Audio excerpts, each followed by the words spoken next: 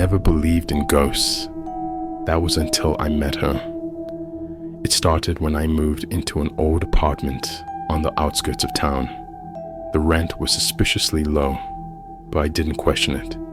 The place had history, cracked wallpaper, warped wooden floors, and a lingering scent of something faintly sweet, like rotting flowers. The previous tenant had left in a hurry.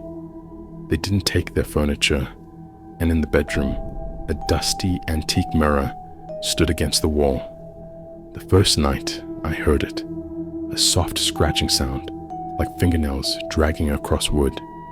It came from the mirror.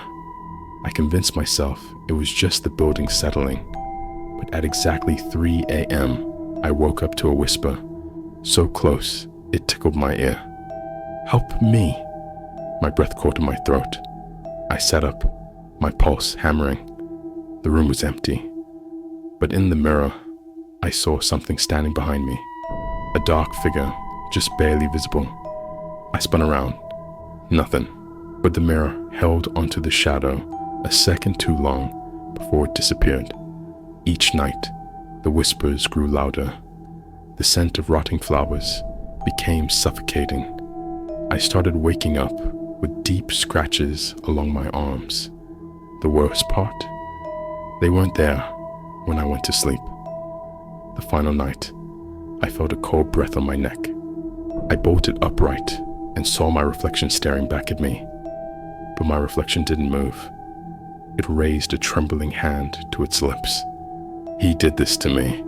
The whisper came from inside the glass. My reflection was speaking, but I wasn't. Panic seized me, and I shoved the mirror over.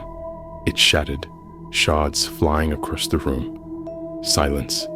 For the first time in weeks, silence. I gasped for air, my skin ice cold.